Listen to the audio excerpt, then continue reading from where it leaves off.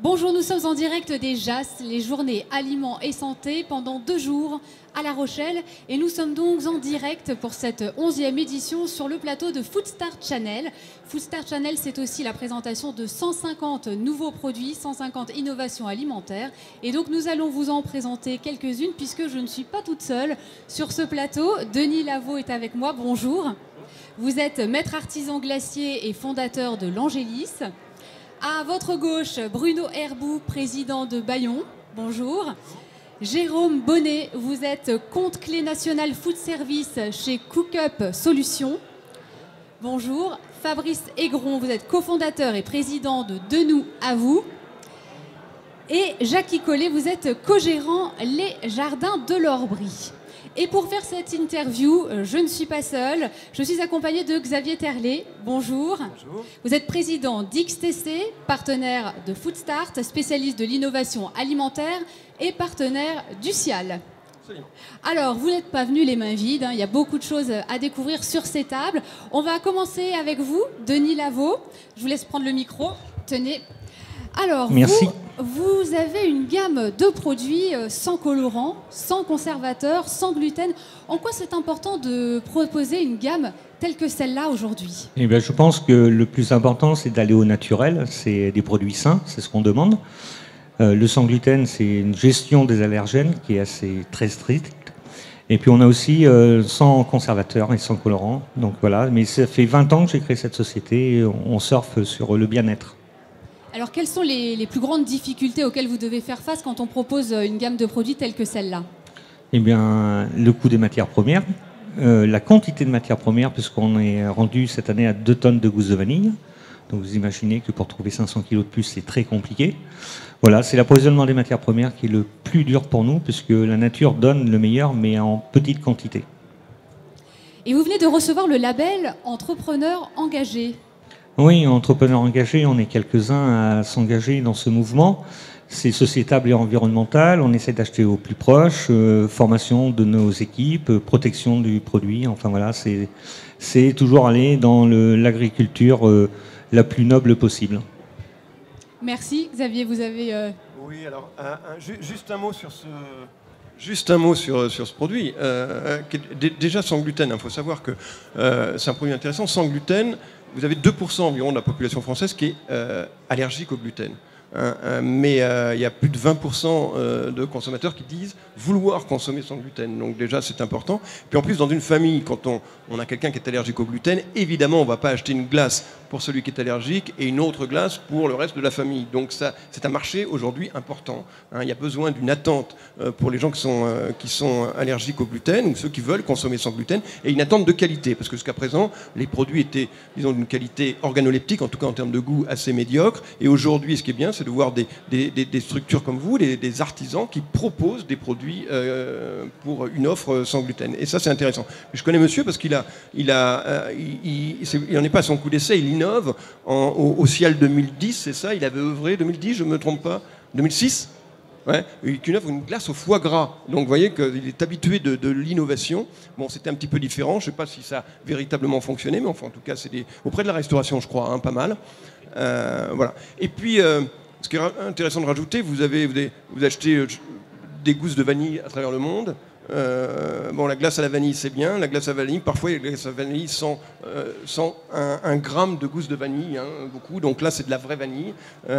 C'est pas goût vanille, c'est pas saveur vanille, mais c'est de la glace à la vanille. Donc, c'est une innovation intéressante. Après, on en a parlé tous les deux. On travaillera sur le packaging, mais c'est des produits qui méritent leur place en linéaire, en tout cas. Merci. À votre gauche, Bruno Herbou, vous êtes président de Bayon et vous n'êtes pas venu les mains vides. Devant vous, il y a une petite boîte. Il y a notamment dessus le label Bleu Blanc Cœur. Rappelez-nous un petit peu ce que c'est. Alors, Bleu Blanc Cœur, son slogan, c'est « On a tous le droit de bien manger ». C'est quoi Bleu Blanc Cœur? C'est une filière qui est respectueuse de l'alimentation animale. Une vache, ça mange normalement de l'herbe, de la luzerne, et pas du tourteau de soja. Et quand une vache mange normalement, le lait qu'elle produit a un rapport dans ses matières grasses, oméga 3, oméga 6, qui est conforme à ce qu'il doit être. Et c'est un des moyens qu'on a de combattre l'obésité, d'avoir une alimentation saine. Pourquoi j'ai choisi ça aussi? C'est parce que mon fromager, la personne qui me vend le fromage, elle est à 7 km de chez nous, elle est engagée dans cette filière, et ça m'apparaissait pour moi plus raisonnable que d'aller acheter du fromage bio venant de je ne sais où et d'aller mettre des camions sur la route. C'est un peu contradictoire avec l'esprit du bio. Je suis entrepreneur engagé comme mon voisin, on a ce souci de faire vivre nos territoires et d'aller dans cette démarche, même de partage de la valeur ajoutée avec nos collègues fournisseurs.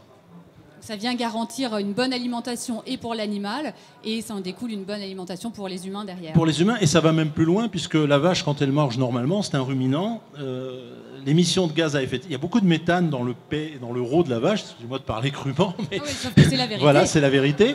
Et le méthane est un gros gaz à effet de serre, et quand une vache mange normalement, il y a beaucoup moins de méthane dans ses rejets. C'est ce concept d'agroécologie, de développement durable et de RSE avec Entrepreneurs Plus engagés.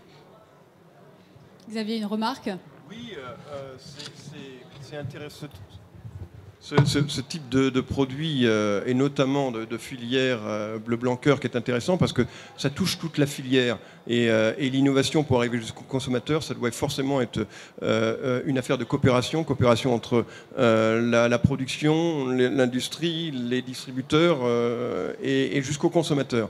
Et aujourd'hui, se dire qu'une pour faire un bon produit à base d'ingrédients d'origine animale, il faut que les animaux soient correctement nourris. Ça paraît logique, et je crois aujourd'hui que le consommateur, on a parlé beaucoup de guerre de prix, on parle beaucoup de guerre de prix, le consommateur est prêt, j'en suis convaincu, et les études le montrent, à mettre les quelques centimes d'euros supplémentaires pour ce type de produit, pour avoir cette garantie-là. Merci. Jérôme Bonnet, vous êtes compte clé national food service chez Cook-Up Solutions. Et vous aussi, vous n'êtes pas venu les mains vides. Devant vous, il y a une quiche végane. Alors, c'est vrai que le véganisme, c'est une tendance. En tout cas, c'est quelque chose qui est en plein développement. Vous, comment est-ce que vous appréhendez cette tendance, mais qui semble quand même s'installer ? Oui, alors bonjour à tous. Effectivement, c'est une tendance qui arrive aujourd'hui d'outre-Manche essentiellement, puisque ce sont des produits outre-Manche et un peu plus loin des États-Unis qui sont très demandeurs de cette offre-là.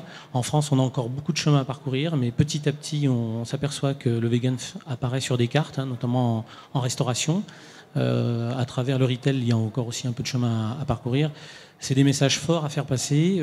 Est-ce qu'on peut rappeler, pardon, je vous coupe, oui. Est-ce qu'on peut rappeler rapidement ce que c'est que le véganisme ? Alors oui, le véganisme. Qu'est-ce qu'un produit vegan ? Alors, quand on parle de vegan, il n'y a aucune trace animale, si je vais résumer en quelques mots. Végétalien, parce qu'on va peut-être l'entendre aussi, un terme qu'on doit reprendre. C'est différent du végétarien. Puisqu'il y a aussi, on entend végétarien, végétalien. On s'y perd un peu dans cette dialectique. Le végétarien peut consommer des œufs, par exemple, oui. Que le végétalien ne consommera pas. Voilà, exactement. Le végétalien, en fait, ne consomme aucun aliment d'origine animale. Exactement. Donc, ça veut dire que le végétalien, donc un produit vegan, ne contient pas de lait, ne contient pas d'œufs, ne contient pas de fromage non plus. Donc, quand on est comme vous à réaliser une quiche vegan, on se dit que c'est peut-être, pour certains, aux yeux de certains, ça peut être un exploit, un beau défi que vous avez relevé. Un défi, oui, tout à fait. Comment est-ce que, par exemple, vous avez fait pour remplacer les traditionnels lardons ? C'est la question que beaucoup de personnes vont se poser. Alors, aujourd'hui, on a à disposition, effectivement, des protéines végétales. Dans une quiche lorraine, ce qui est important, c'est son côté fumé. Donc là, on va essayer, à travers la protéine végétale, de donner ce côté fumé. Quelle protéine végétale ? De soja. De soja, d'accord.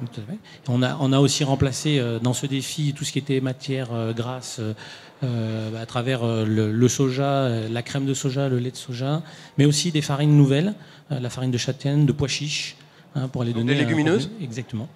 Donc voilà, ce défi a été relevé et ça va aussi dans le sens, c'est-à-dire avec une simplicité de la recette. On est revenu aux origines même de la recette d'une quiche. Ce qui est intéressant sur ce produit, c'est qu'on est donc tendance vegan, vous le disiez tout à l'heure, qui nous vient d'outre-Atlantique, d'outre-Manche peut-être aussi, mais avec une réponse très française. Hein. Et ce qui est intéressant quand on parle de tendance de manière générale et quand on parle d'alimentation, c'est que quoi qu'on dise, alors que tous les autres secteurs sont mondialisés, sont uniformes par la mondialisation, ça n'existera jamais en alimentaire. C'est pas parce qu'il y a de la mondialisation qu'on va manger de la même façon que les Anglais, que les Américains, que les Allemands. Hein. Il y a une vraie différence. Et ce qui est intéressant, c'est qu'une réponse végane qui est complètement dans la culture gastronomique française. Et ça, c'est intéressant parce que c'est ce que veut le consommateur. Si on lui proposait des produits qu'on peut voir actuellement aux États-Unis ou en Angleterre, il ne les achètera pas. Et là, on a une réponse effectivement gastronomiquement compatible avec le consommateur français. Tout à fait. Et puis, il faut souligner aussi que les générations à venir sont déjà prêtes à accepter ce type de produit. Elles ont acquis maintenant que sur la planète, il y a des modifications qui s'opèrent, notamment sur la consommation des produits animaux. Et c'est très vrai, je crois qu'on ne mesure pas à quel point la nouvelle génération, alors on les appelle les millennials, on appelle les générations Y, ce qu'on veut, mais ce que nous acceptons par rapport à l'environnement, etc., eux ne l'accepteront pas. C'est-à-dire qu'il est clair qu'il y a une rupture qui va arriver et donc il faudra une offre alimentaire complètement adaptée pour cette nouvelle génération qui, dans 5 ans, c'est 50% des pousseurs de caddie dans les magasins. Hein. Donc c'est des gens qui achèteront ces produits et qui ont besoin d'une offre qui soit compatible avec leurs besoins. Et c'est le besoin qu'on peut appeler flexitarisme, en gros manger moins de viande mais de meilleure qualité et avoir une offre cœur de repas comme celle-ci qui répond à leurs aspirations. Je termine aussi en quelques mots, juste pour vous dire que nutritionnellement, aujourd'hui, ce produit, il est conforme, hein, il amène des protéines, il faut le signaler, et on baisse un peu la matière grasse. Donc on est vraiment aussi dans cette approche nutritionnelle importante. C'est français et c'est fabriqué à La Rochelle. Merci Jérôme Bonnet. Votre voisin Fabrice Aigron, cofondateur et président de nous à vous. Vous également, vous n'êtes pas venu les mains vides. Et devant vous, il y a un petit sachet. Expliquez-nous un petit peu ce que c'est. D'ailleurs, je vois marqué en direct des éleveurs. Racontez-nous. Tout d'abord, bonjour. Ça peut être écrit, c'est quoi cette poche? Parce que là, on revient sur une poche de lait. Traditionnellement, il y a 35-40 ans, beaucoup de personnes avaient cette poche sur un lait cru. Aujourd'hui, on est des éleveurs qui nous sommes pris en main depuis 5 ans pour construire notre modèle. Et notre modèle, c'est produire nous-mêmes différemment, transformer notre produit et aller le vendre nous-mêmes également. C'est le circuit court revu par les producteurs et en lien direct avec les consommateurs. On a fait une très grosse levée de fonds en 2015.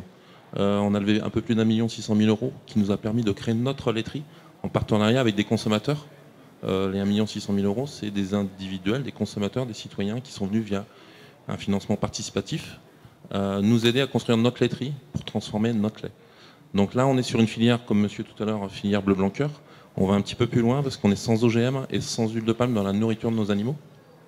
Là encore, pour vraiment se différencier, travailler sur un lait santé et environnemental à la fois. Et la poche, parce que c'est une poche, elle est éco-conçue. Sur notre production, c'est-à-dire 10 millions de litres de lait pour commencer, c'est l'équivalent en économie d'eau de 47 000 habitants. C'est 21 tonnes de déchets par mois en moins sur la production de la poche. Donc on se veut avec un vrai impact environnement, un vrai impact santé. Alors tout à l'heure, je ne suis pas entrepreneur engagé, mais moi j'ai été élu entrepreneur social mondial en 2015. Et là, le projet est dans les 30 finalistes. S'il y a des gens qui sont devant leur... on est dans les 30 finalistes de La France s'engage. On est sur un projet durable et social. Quels sont les principaux avantages pour le consommateur d'avoir comme ça un circuit court avec une maîtrise complète de la production à la distribution? Donc le consommateur, lorsqu'il fera l'acte d'achat, via un QR code, je ne sais pas si vous pourrez le voir, mais il y a un QR code, vous allez tomber sur notre site, vous allez marquer le numéro de lot et vous saurez quel producteur est dans la poche, en gros 7 producteurs maximum, quel jour il a produit, comment il a produit et quel jour ça a été fabriqué. C'est une vraie traçabilité. Sur du lait, aujourd'hui, vous ne l'avez pas. Vous pouvez l'avoir sur de la volaille, sur de la viande. Plus facile, sur du lait UHT, vous ne l'avez pas. On ne suffit pas de mettre une mention le lait d'ici pour s'affirmer être le lait d'ici. On a le contrôle par... Le lait d'ici et d'ailleurs. Hein. D'ici et d'ailleurs, d'accord. Non, là, c'est... Alors, ce qu'on veut, c'est vraiment que vous sachiez, que le consommateur sache quel producteur est derrière cette poche-là, quel producteur a travaillé, quand est-ce qu'il a travaillé et comment il produit, comment il nourrit ces animaux. Et là, l'outil, c'est un outil qui appartient aux éleveurs. C'est pas une coopérative, hein, c'est un outil dans lequel des éleveurs sont devenus actionnaires, dans lequel les éleveurs travaillent aussi. Chaque éleveur engagé dans le projet vient participer à la vie de l'entreprise, à la fois à la production, mais aussi à la commercialisation. Ce que j'aime dans ce produit, c'est qu'il est assez abouti. Traditionnellement, pour les petites entreprises agroalimentaires, le marketing n'est pas assez poussé, n'est pas assez travaillé, et c'est souvent une cause d'échec des lancements de produits d'ailleurs. Et là, on voit que déjà, c'est un produit qui a, et on l'a dit, une vraie identité environnementale, on va dire les choses comme ça, ne serait-ce que par l'origine du lait, ne serait-ce que par la traçabilité que vous proposez aux consommateurs, mais ne serait-ce que le pack aussi. On le remarque, c'est une poche. Et c'est une rupture déjà dans le rayon. 2, le pack est éminemment pratique. On ne vous l'avait pas dit, mais une petite poignée qui Donc permet... vous avez une poignée, parce qu'en fait, cette poche-là, elle est micro-ondable. Hein, parce qu'aujourd'hui, le micro-ondes fait partie de la vie des consommateurs. C'est une poignée d'air comprimé, donc une fois passé au micro-ondes, elle reste froide. Hein, et ça sert de pichet. Hein. Voilà, ça sert de pichet. Donc vous voyez que c'est un produit qui a été complètement réfléchi au-delà de sa simple promesse en direct des éleveurs et de traçabilité. Il y a un marketing autour du produit qui fait qu'il a de grandes chances d'être opéré en rayon assez rapidement et d'être réacheté parce que pratique, et plus pratique qu'une brique de lait classique. Juste pour finir, un packaging complètement innovant. Ouais, pour finir par rapport à ça, par rapport à ce que vous dites, c'est que nous on est un groupe d'éleveurs, mais dès le début, il y a 5 ans, on s'est fait accompagner par une petite dizaine de chefs d'entreprise qui bénévolement viennent former les éleveurs. Là, on vient de passer un contrat de 3 ans de formation des éleveurs pour passer d'agriculteurs à agri-entrepreneurs. Donc c'est important. Et depuis 5 ans, on a des vrais partenaires commerciaux, distributeurs, qui sont les Leclerc et les U, qui nous ont accompagnés dès le début en disant nous, on va vous soutenir, on va vous aider et on va vous accompagner jusqu'à temps que vous soyez dans le magasin.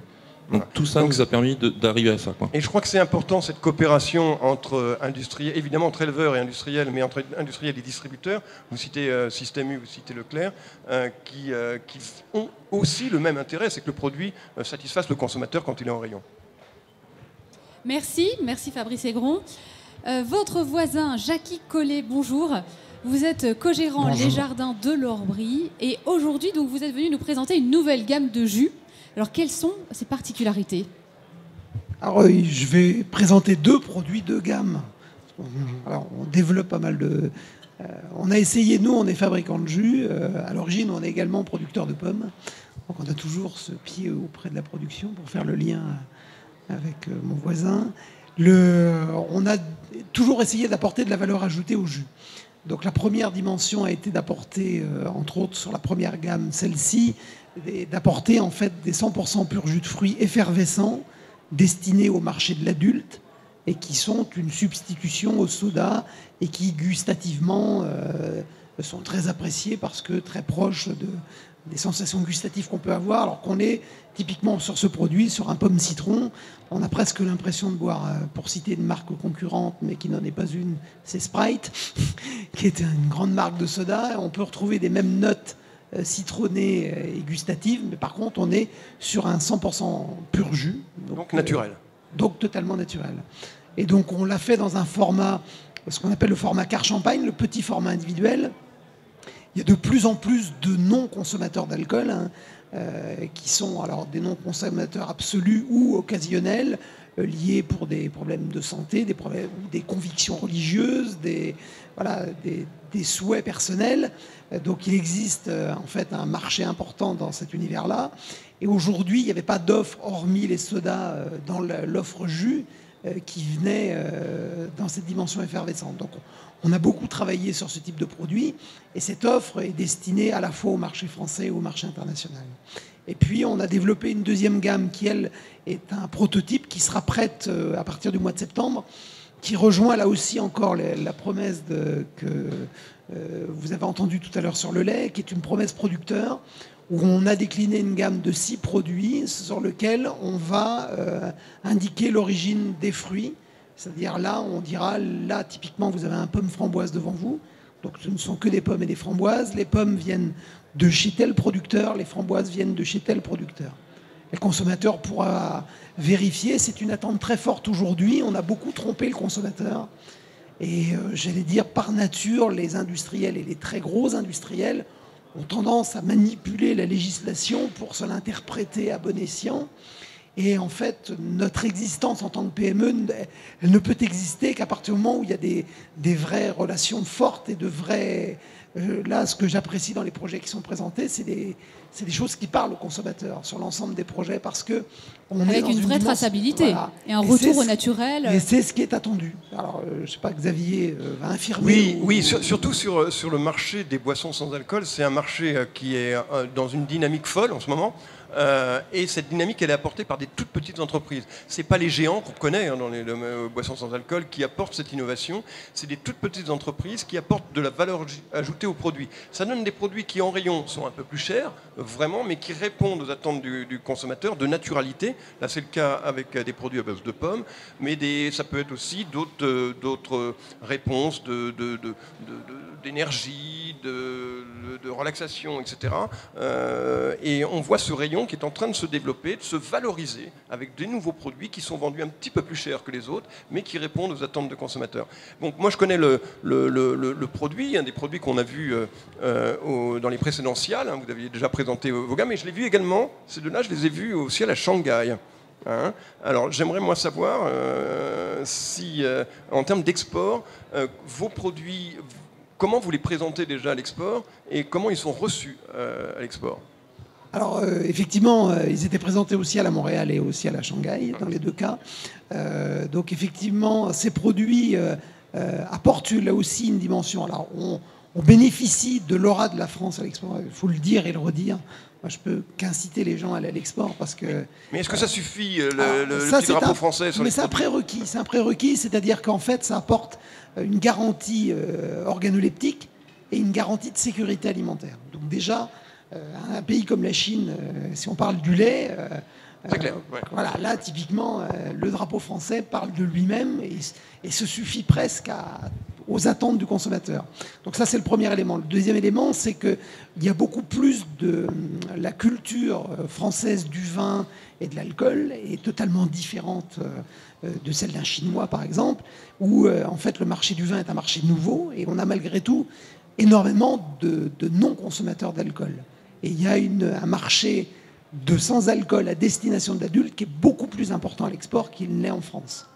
En France, il y a très peu d'opérateurs dans ce marché, alors qu'à l'export, il y en a beaucoup plus. Donc, ce qui prouve qu'il y a un marché. Donc on vient essayer d'apporter, sous effectivement déjà ce prérequis qu'est le drapeau français, on vient apporter des innovations et des dimensions gustatives qui perturbent un peu effectivement les papilles de nos amis chinois, mais qui les intéressent. D'accord, donc le Cial China et le Cial Montréal, c'était tout récemment, les mois derniers, les mois d'avant. Des premiers contacts, des premières prises de position sur ces marchés? Alors, sur la Chine, on avait déjà fait le Cial China l'année dernière. On est présent aujourd'hui sur Shanghai dans une quinzaine de points de vente. Avec la gamme en grand format, ils vont rentrer là, sous peu, depuis le début de l'année 2016, ils vont rentrer sous peu ces formats qui sont des formats individuels. Parce que là aussi, le format individuel qui aujourd'hui au niveau de la grande distribution française en boisson est peu développé, l'est beaucoup plus à l'export et on a beaucoup plus de formats individuels. Donc il y a une place plus importante pour ce type de produit. Merci à vous tous d'être venus sur le plateau de Foodstart Channel pour nous présenter vos innovations. Je vous rappelle que vous pouvez nous suivre en direct sur Twitter, #FoodstartJAS2016 et on se retrouve tout à l'heure.